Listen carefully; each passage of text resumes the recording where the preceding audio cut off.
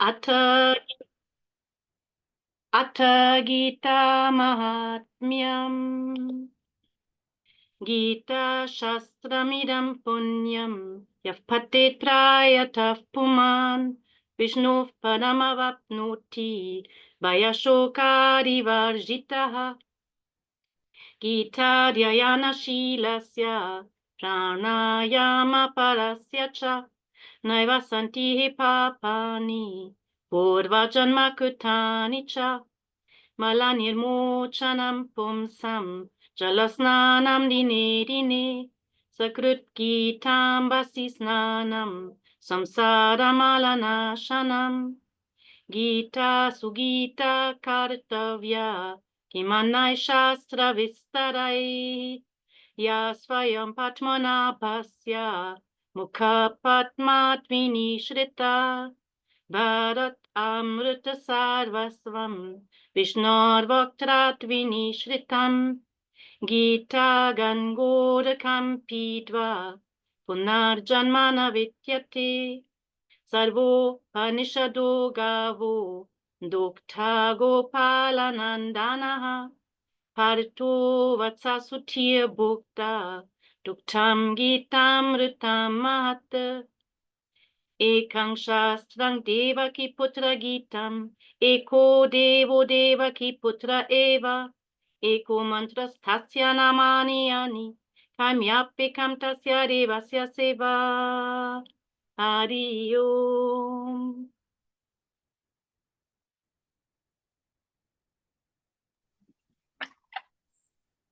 श्री गुरुभ्यो नमः। ओम श्री परमात्मने नमः। अथ गीता ध्यानम्।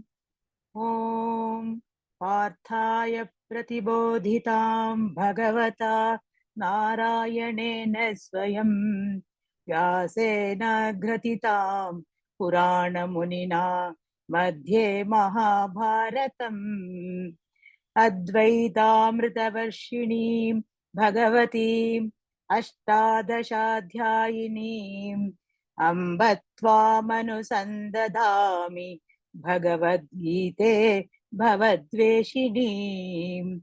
नमोऽस्तु ते व्यासविशालबुद्धे पुल्लारविन्दायतपत्रनेत्र येन त्वया भारततैलपूर्णः प्रज्वालितो ज्ञानमयः प्रदीपः प्रपन्नपारिजाताय स्तोत्रवेत्रैकपाणये ज्ञानमुद्राय कृष्णाय गीतामृतदुहे नमः। सर्वोपनिषदो गावः दोग्धा गोपालनन्दनः पार्थो वत्सः सुधीर्भोक्ता दुग्धं गीतामृतं महत्। वसुदेवसुतं देवं कंसचाणूरमर्दनं देवकी परमानन्दं कृष्णं वन्दे जगद्गुरुम्। भीष्मद्रोणतटा जयद्रथजला गान्धारनीलोत्पला शल्यग्राहवती कृपेण वहनी कर्णेन वेलाकुला अश्वत्थामविकर्णघोरमकरा दुर्योधनावर्तिनी सोत्तीर्णा खलु पाण्डवै रणनदी कैवर्तकः केशवः पाराशर्यवचः सरोजममलं गीतार्थगन्धोत्कटं नानाख्यानककेसरं हरिकथा सम्बोधनाबोधितम् लोके सज्जन षट्पदैरहरहः पेपीयमानं मुदा भूयाद् भारत पंकजं कलिमल प्रध्वंसिनः श्रेयसे मूकं करोति वाचालं पंगुं लंघयते गिरिं यत्कृपातमहं वन्दे परमानन्दमाधवम् यं ब्रह्मा वरुणेन्द्र रुद्रमरुतः स्तुन्वन्ति दिव्यैस्तवैः वेदैः साङ्गपदक्रमोपनिषदैः गायन्ति यं सामगाः ध्यानावस्थिततद्गतेन मनसा पश्यन्ति यं योगिनः यस्यान्तं न विदुः सुरासुरगणाः देवाय तस्मै नमः देवाय तस्मै नमः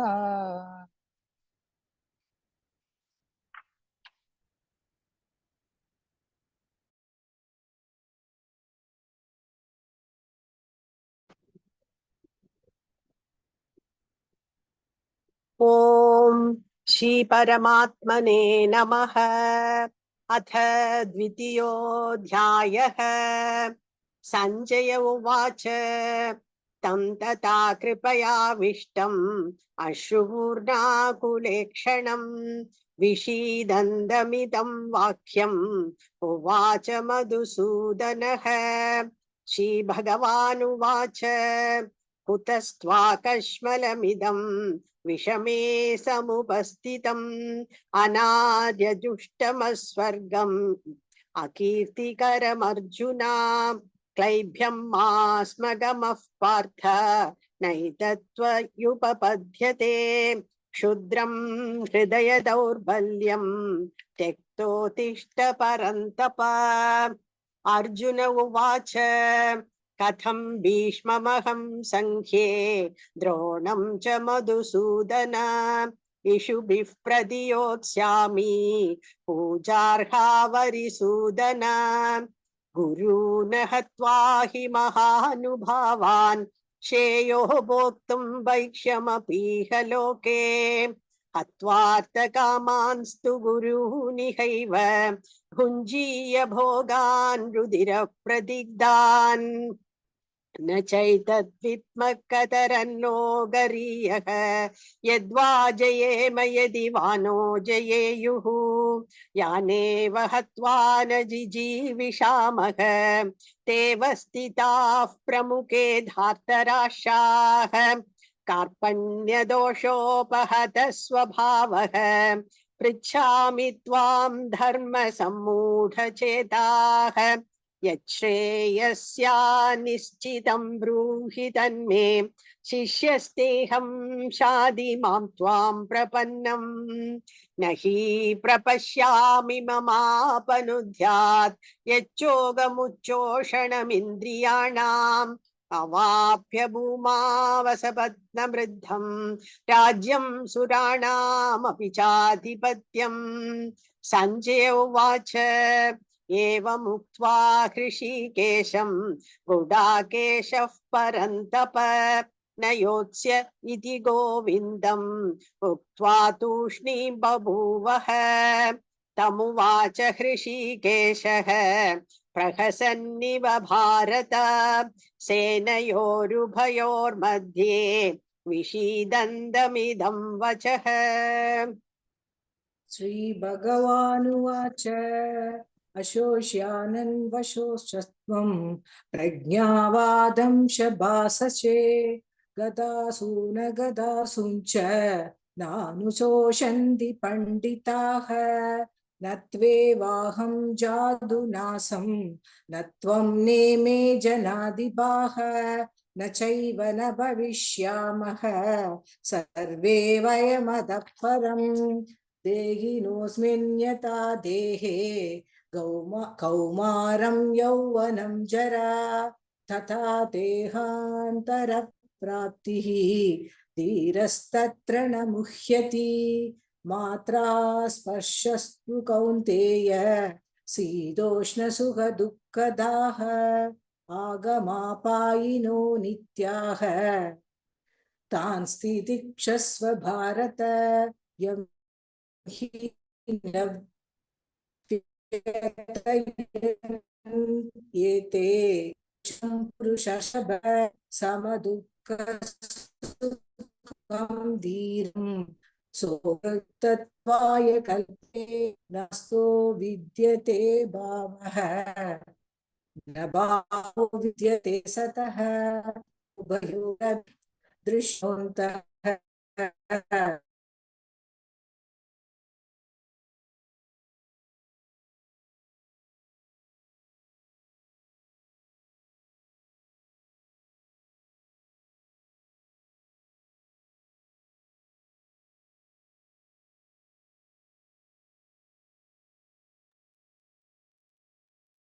Kalyani, we can't hear you.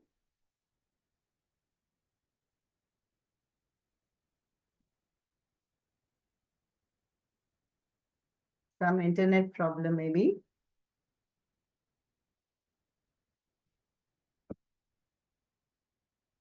Others, please make a note to chant loudly. Let's Lakshmi Garu. So increase the volume at your end. Should I continue, Ma, from 216, 2.16? I'm I back, thought Amma. we'll wait for 1 minute. She's back. Yeah. Kalyani, Yeah. we can't hear you. Can you increase the volume? It is full, Amma. Okay, I'll keep it Okay. in my hand, then I'll read. Okay, please, can you continue then? अन्तवन्त इमे देहाः नित्यस्योक्ता शरीरिणः अनाशिनो अप्रमेयस्य तस्मात् युध्यस्व भारत य एनं वेत्ति हन्तारं यश्चैनं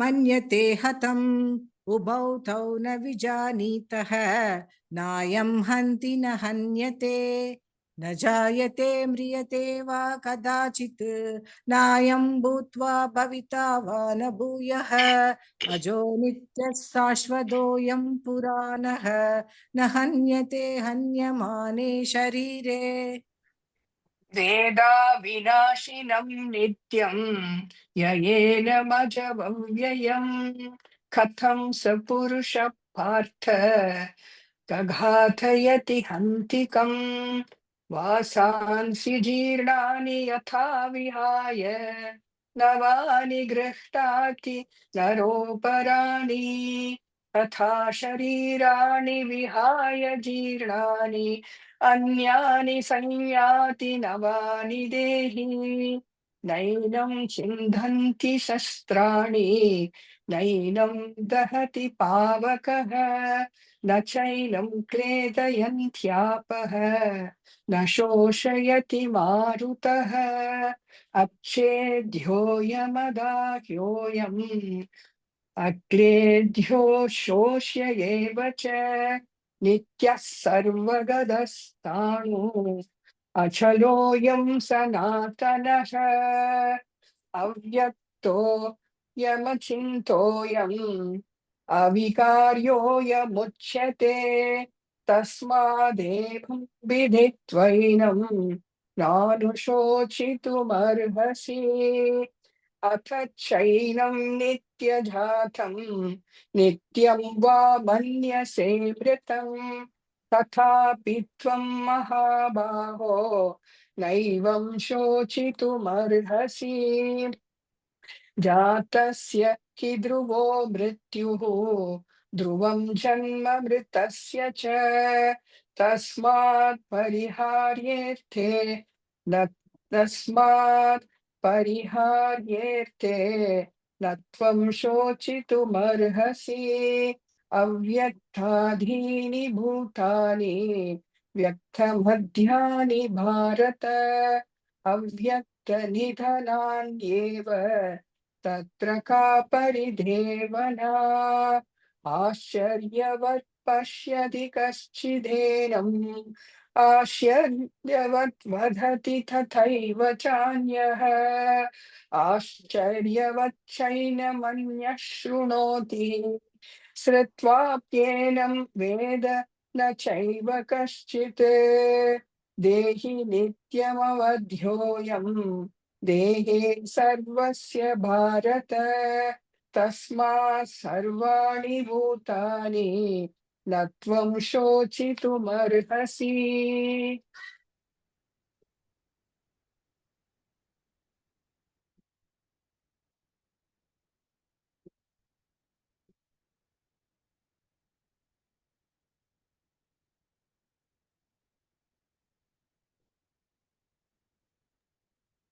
Indra, are you there?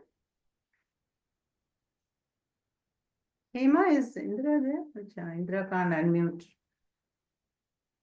She is there. Indra, you're muted. She is there. Please unmute and start again.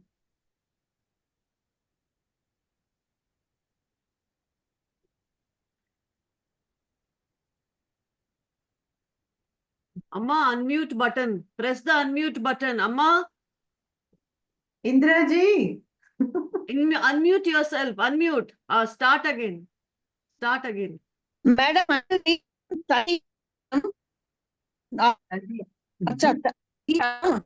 from where I put it as 61. Again, you're From muted. where, madam? From where you have to start? 31, I think, no? 30, 31. 31, 31. You saw the schedule earlier? I 60 million practice பண்ணிட்டேன் but ஏஷாத் விலியண்டா Illa, Swadharmamapi Chavekshya. Okay, if you're not confident, shall I ask somebody else? name from I'm practiced from तानि सर्वाणि संयम्य आसीतं परः वशैः यस्येन्द्रियाणि तस्प्रजिता. No, no. 31, Indra, in chapter 2, 31. Chapter 2,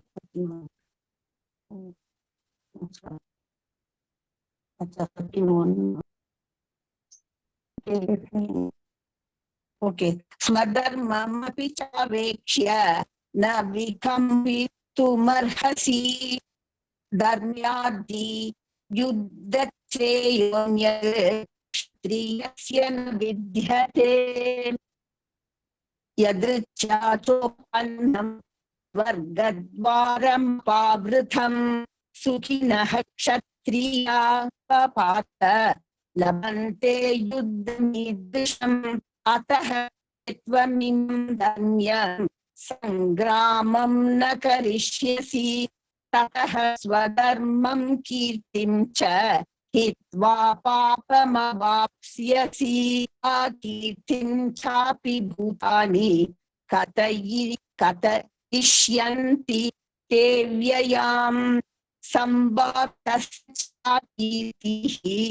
मरणाभिरिच्यते भयाद्रणादुपरथं मत्स्यन्ते त्वां महारथाः येषां च त्वं बहुमतः भूत्वा यास्यसि राघवम् अवयवादां च बहुनुवदिष्यन्ति तवाहिताः निन्दस्तव सामर्थ्यं ततो दुःखतरं नु किम् अतो वा प्राप्स्यसि स्वर्ग जित्वा वा मोक्ष्यसे महीम् तस्मादुत्तिष्ठ कौन्तेय बुद्धाय कृतनिश्चयः सुखदुःखे समे कृत्वा लाभालाभौ जयाजयौ ततो युद्धाय युज्यस्व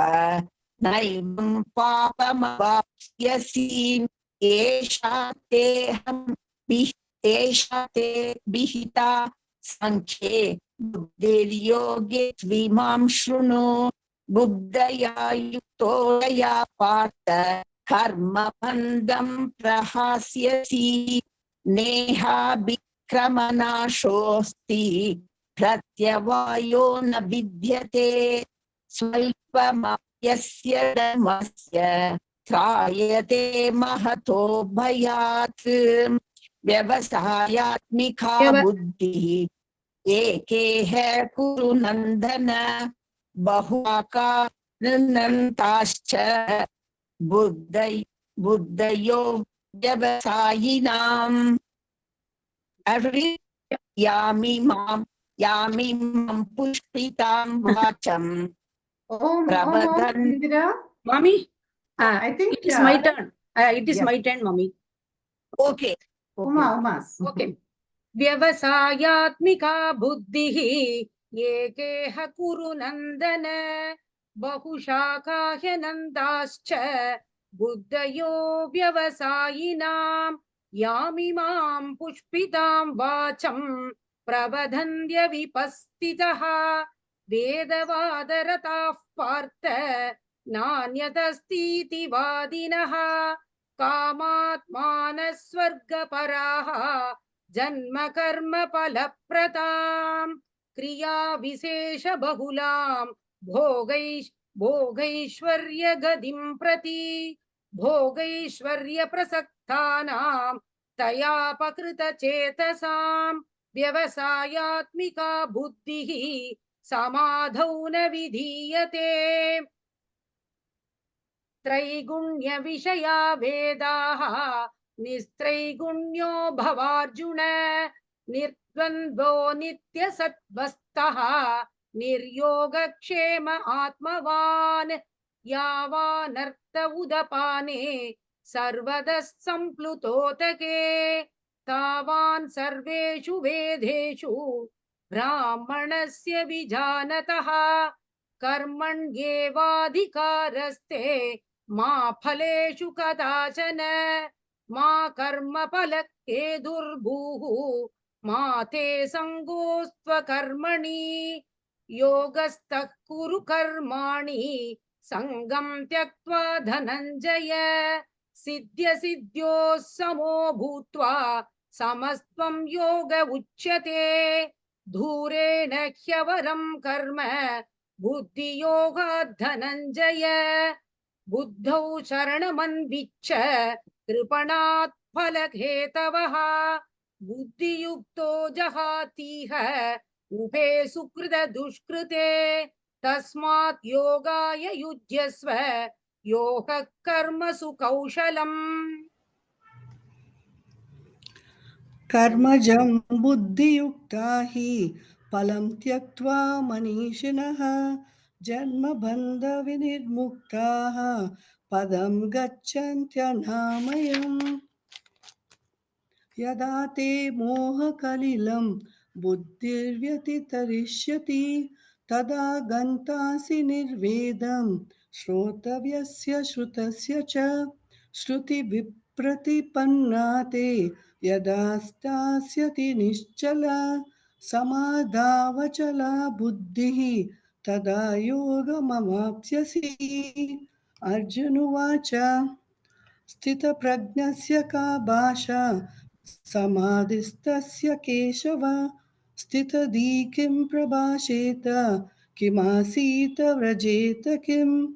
श्रीभगवानुवाच प्रजहाति यदा कामान् सर्वान् पार्थमनोगतान् आत्मन्येवात्मना तुष्टः स्थितप्रज्ञस्तदोच्यते दुःखेष्वनुद्विग्नमनाः सुखेषु विगतस्पृहः वीतरागभयक्रोधः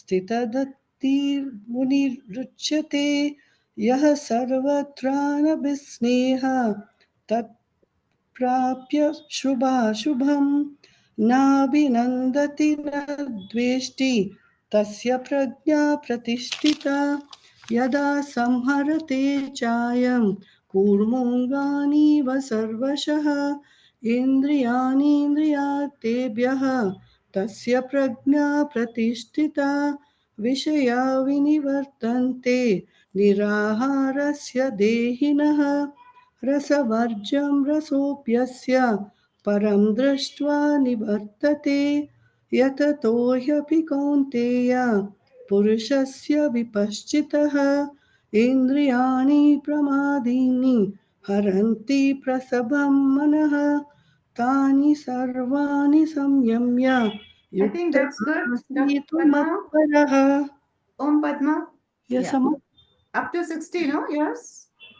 Up to 61, Amma. Oh, okay. Thank you.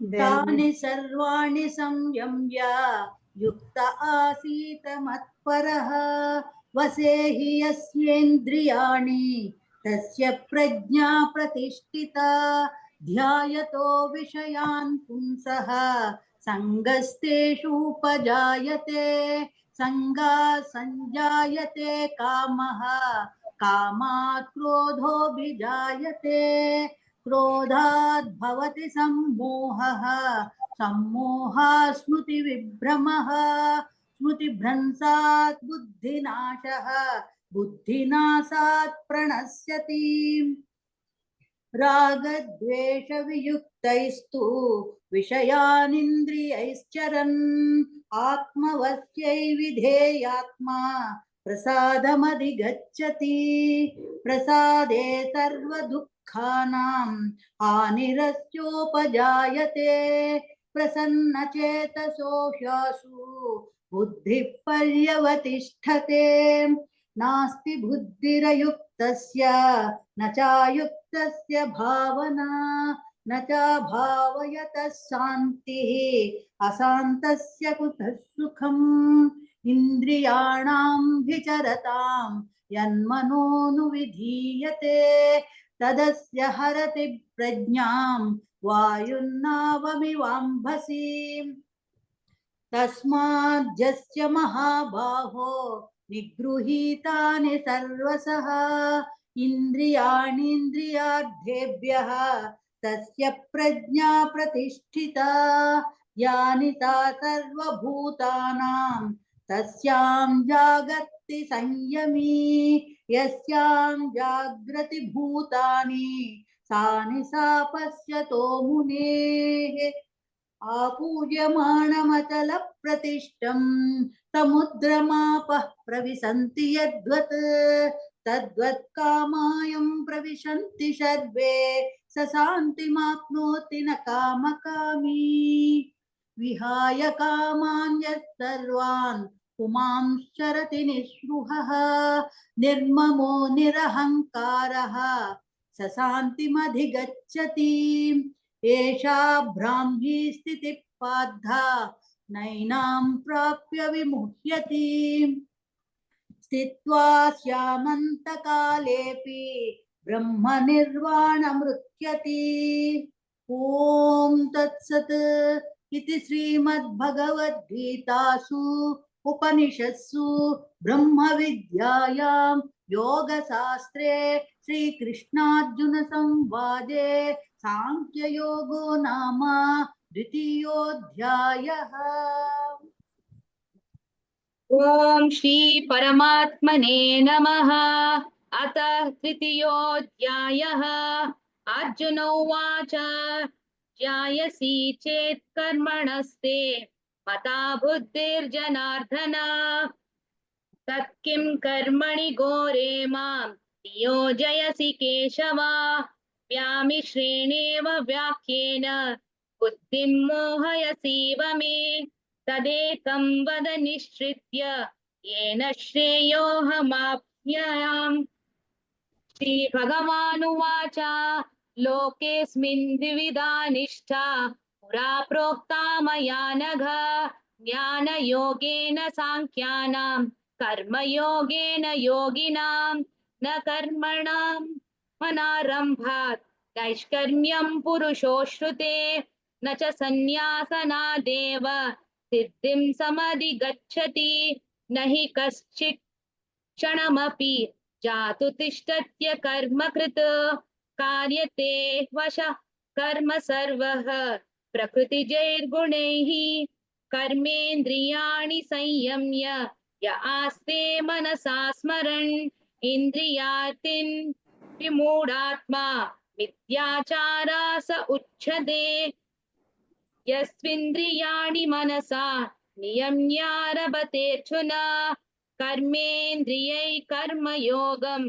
असक्तः स विशिष्यते नियतं कुरु कर्म त्वं कर्म ज्यायो ह्यकर्मणः शरीरयात्रापि च ते न प्रसिद्ध्येत् इद कर्मणः यज्ञात् कर्मणोन् यत्र लोकोऽयं कर्म बन्धनः तदर्थं कर्म कौन्तेय मुक्तसङ्गः समाचर कः यज्ञः प्रजा सृष्टा पुरोवाचा प्रजापतिः अनेन प्रसविष्यध्वम् एष वोस्तिष्ठ कामधुक् देवान् भावयतानेन न ते देवा भावयन्तु वः परस्परं भावयन्तः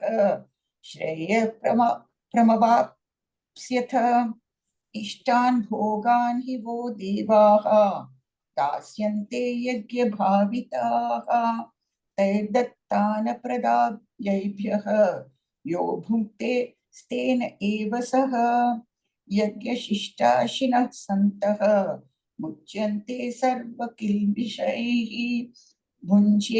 भुञ्जते ते त्वघं पापाः ये पचन्त्यात्मकारणात् अन्नात् भवन्ति भूतानि पर्जन्यादन्न संभवः यज्ञात् भवति पर्जन्यः यज्ञः कर्म सुख समुद्भवः कर्म ब्रोमोद्भवं विद्धि ब्रह्माक्षर समुद्भवं तस्मात् सर्वगतं ब्रह्म नित्यं यज्ञे प्रतिष्ठितम् एवं प्रवर्तितं चक्रं नानुवर्तयतीह यः अघायुरिन्द्रियारामः मोघं पार्थ स जीवति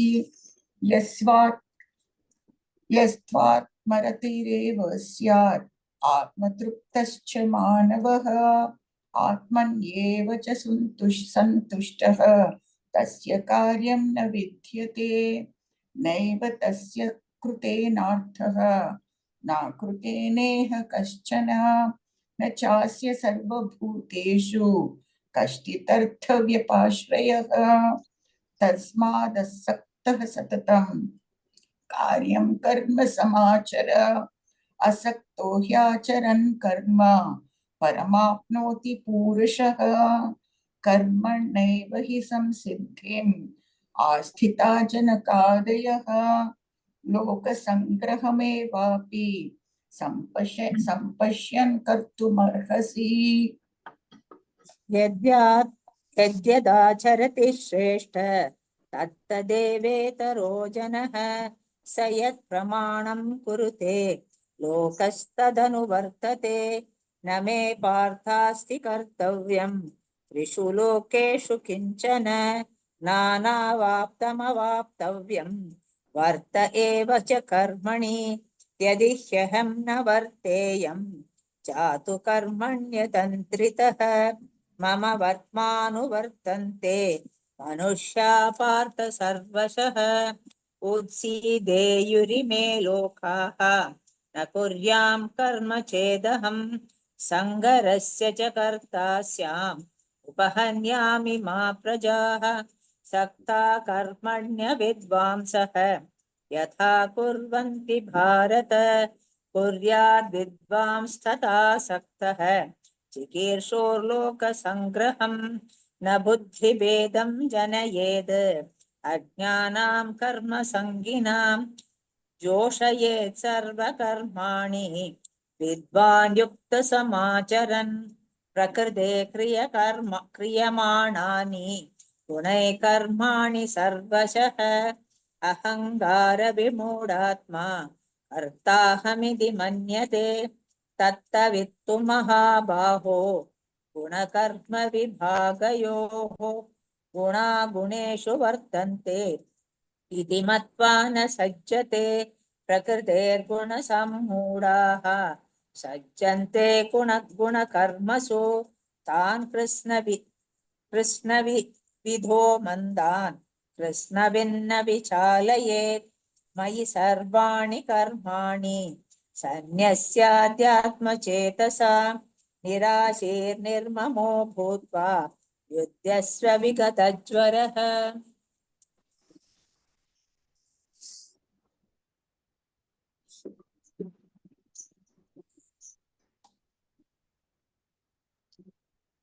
Vatsala, can you unmute?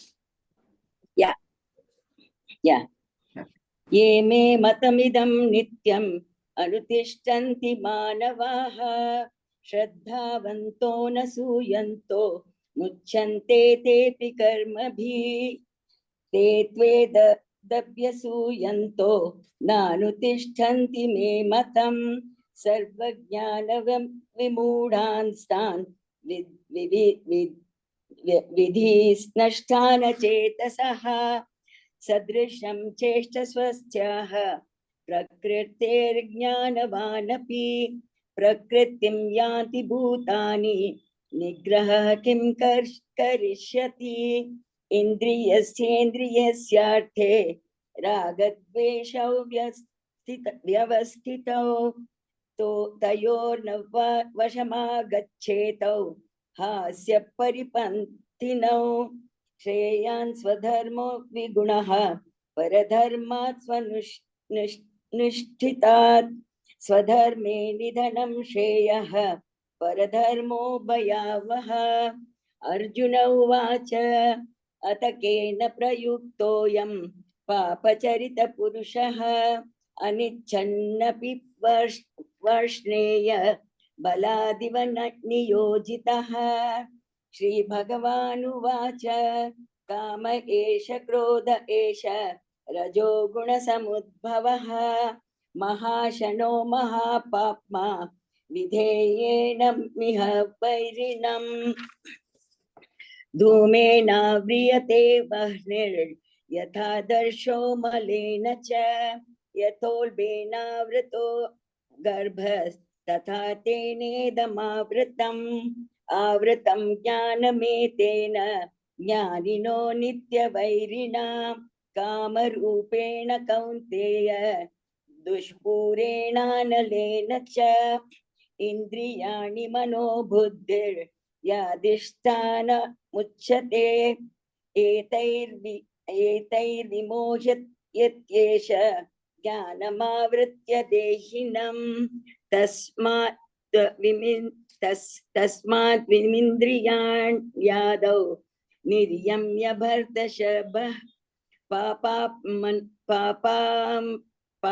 पाप्मानं प्रजहीहेणं ज्ञानविज्ञाननाशनम् इन्द्रियाणि पराण्याहुरिन्द्रियेभ्यः परं मनः मनसस्तु परा बुद्धिर्यो बुद्धेः परतस्तु सः एवं बुद्धे परं बुद्ध्वा संस्तभ्यात्मानमात्मना जहि शत्रुं महाबाहो कामरूपं दुरासदम्.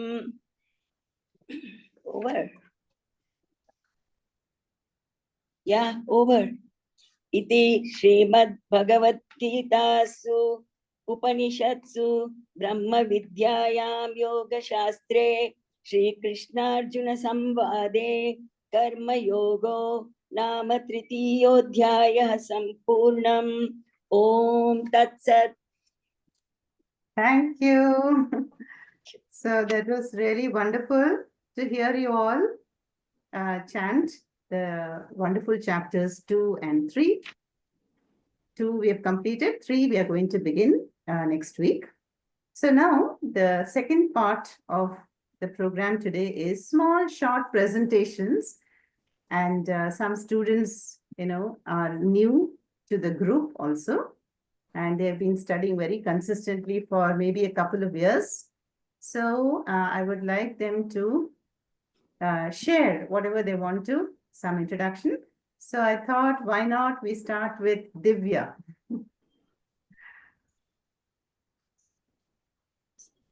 Om Amma. Om. Yes. Yeah. So today I am going to talk about verse 17 of chapter 2, Sankhya Yoga. In the verse 17th of Sankhya Yoga, Shri Krishna is explaining to Arjuna about the nature of the Atma. The Atma Tattvam, that is the supreme reality, never came into being or existence in the first place. It simply was, is, and will continue to exist always. He says that Tat, referring to the Nirguna Brahma Atma, is avinashi. That means it is indestructible. Atma has no form. It is not subject to time. We can understand the Atma as the all-pervading space which can never cease to exist. Hence, Atma Tattvam pervades everything. It is everywhere. Nobody has the capacity to destroy this Atma. We can take the example of a pot to understand this. we can say that the pot is in space as well as space is in the pot. Even if the pot breaks, the space continues to exist. Space cannot break. Hence, this verse talks about how the Atma is like space, which has no attributes, no qualifications, no decays, no vikaras, and hence no end. After the discussion about this verse, I just wanted to share one more thing about how Gita has started to impact me a lot. Of course, I'm very new to this right now. A lot of things will get clearer as time goes, and I'll go deeper in this studying by doing my Shravanam, Mananam, and Nididhyasana. Gita has helped me to differentiate between Atma and Anatma. The saying that Brahma Satyam and Jagat Mithya has been imprinted in my mind right now. How I'm learning to differentiate a lot about so many things. It is making me a lot wiser. Of course, also it has, I'm trying to consciously decrease my stress due to it. It has really helped me in it. The second chapter is very vast. It has really opened my eyes about so many things, mostly about the binding desires that I have and how I should try my level best to detach myself from the outcome of my actions. Also, how the quote that is so important, that this too shall pass, that can make any person, any happy person sad, and a sad person really hopeful. That is very helpful to me. So I'm very happy to be getting the opportunity. I'm very blessed and grateful to get the opportunity to start to even learn and understand so many things about life. Thank you so much, Amma. Thank you. Thank you, Divya. That was so lovely to first of all hear your understanding on verse number 17 of chapter 2, Avinashitu Tatvidhi. A lovely verse. She explained beautifully with the example of space, the well-known example. And also to hear about her own spiritual journey. And like she said, all it takes is to start. Once you start, Bhagavan or Shastra will take up, and as Puja Swamiji says, the tattva will be forced into your mind whether you like it or not. Thank you, Divya. Now, next, shall we hear from Lata? Om Amma Shri Gurubhyo Namah. Can you hear me? Yes. Yes. My name is Lata Kudur, and by profession I'm a teacher. And actually, there was certain 2 years ago when I had joined this class, there was a situation where I was like I really wanted to join a Bhagavad Gita class for the simple reason that sometimes when you do Can you your speak a duty. bit louder, Lata? Yes, yes. Amma, can you hear me now? Better, yes. It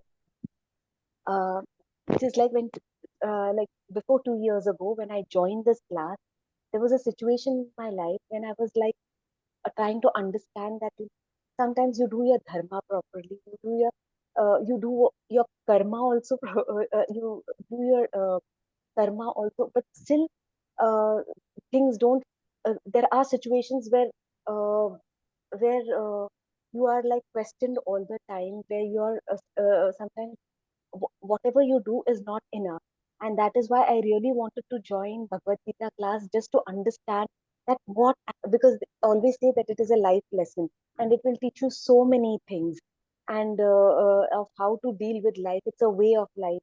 And I must be I'm really thankful and grateful to my friend Gayatri Nath, who recommended that you must join a mass class, and you will learn a lot. And I'm so grateful to her. So, and that is the opportunity that I got to join your class, Amma. And initial 1 year when I was learning about, I was thinking, when is Bhagavad Gita class going to start? When is Bhagavad Gita class going to start? But every time, whenever you were telling us about karma yoga, about the teachings of different aspects that you had done, it just helped me to apply it in my daily life, especially now when I've started a new job. here, I feel that the situations are the same. And sometimes even if you keep doing, even if you keep putting 12 hours of work or 13 hours of work, it sometimes becomes that more is expected. And then there are a lot of things like, this is not right, that is not right. It's like you have to.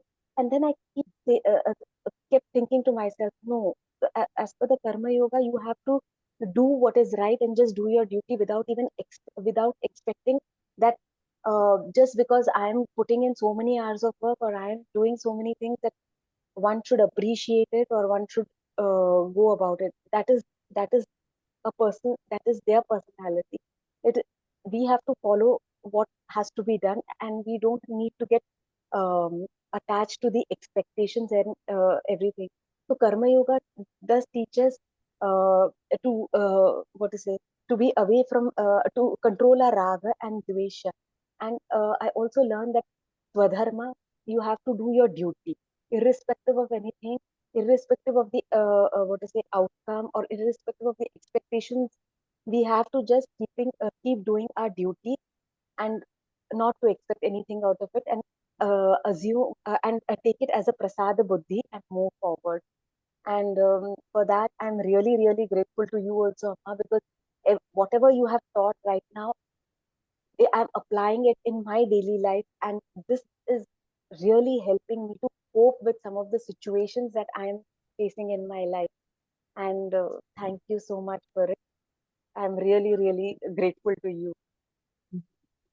Thank you, Lata. That was really wonderful to hear how the Gita is practically helping you, the takeaways and what you've shared is really wonderful. It's one thing to attend classes, but, that it is available to you in life, that is what all the teachers want from their students, no? Otherwise, it Yes, remains a bit of theory. So, yes, very yes, yes. nice. Lata is from Bengaluru. And Mangalore. I'm from anything Mangalore. else? Yeah, you I'm want to from share? Mangalore. Amma. Yes. I'm from Mangalore. Mangalore. Okay, okay. Mangalore. Yeah, Mangalore. I'm from Wonderful. Mangalore. Yes. And I think Divya is from Ahmedabad, right? Yes, Amma, Ahmedabad. Sure. So thank you, Lata. Thank you, Amma. And thank you for teaching us this, because now at least we know that we have to apply it in our daily life and follow it. So which makes it more fruitful for us as people to become better persons and detach ourselves from everything. Though detachment has not yet happened to me, but I think eventually I will Yes. learn. Yeah. Yes.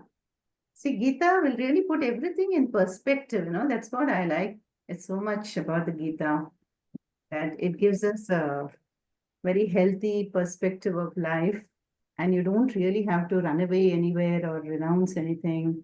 Be where you are, with job or without job, with family or without. Thank you, Lata. Now, one Thank more, you. we have Rekha. And thank you to Gayatri. She's been instrumental. A lot of punyam goes into her account. Okay. Rekha, are you ready? Oh, Mama. Oh, Mama. Yes, yes, I'm ready. You can hear me? I'm audible, Amma? Yes, you're on the route. Okay. Yes. Okay, so another big thank you to Gayatri also, because Gayatri introduced us to Lata and Lata introduced me. So all goes to Gayatri again.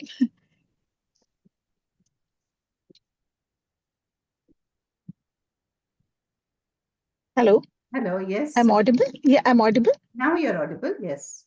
Oh, okay. No, I said all thanks to Gayatri again, because Gayatri introduced Lata and Lata introduced me. So Yes. the chain goes back there comes back to Bangalore again. Go ahead. Anything else you want to Yes, I just wanted to say, yeah. So I've been with this class for almost more than a year, I think. And the one big teaching I started off was probably with my me getting agitated with little things in life, And I was wondering where I was going wrong. Slowly, somebody did refer about Bhagavad Gita second chapter, and look something to look at when one faces one is somewhere, really don't know where what things are going, where what is going wrong. But the big lesson I one of the biggest learning I thought was equanimity. Whenever a different situation comes, a tough situation comes, how I could handle it better with any calmer mind, I would say, with a calm mind. And a situation favorable or unfavorable, how I can take it with the calm mind, with a stable mind.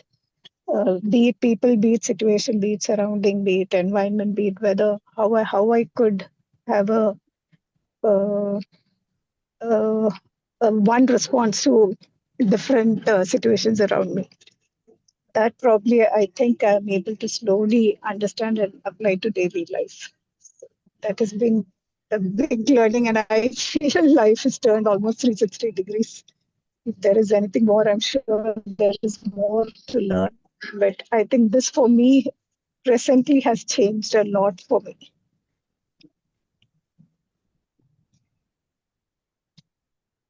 Anything else, Rekha? Are you done? So so thank you so much, Amma. I mean, thank you is not enough, but yeah, thank you so much. And I'm so grateful to you. Thank you so much. Thank you, Rekha. See, Thank you. she's on the move driving and she could speak about the Gita. That itself is a great skill. I find the inward calmness while it's all moving outside. And Thank you. yeah. So, that is the main teaching, what she talked about. Very nice, Rekha. The equanimity, samatvam yoga uchyate. We keep hearing, no? So, she's really talking about how as you study Gita, then your reacting mind goes down, more flexibility or more accommodating of situations and people. So that was really lovely, Rekha. Thank you also for sharing your feedback. All right. So these were a few new students who are with me for maybe 1 or 2 years, and they picked up really, really well. Very happy about that.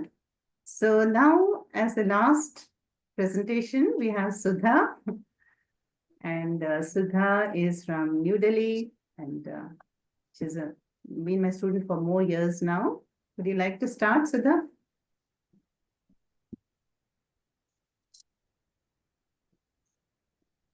You are unmuted. Om Gurubhyo Namaha.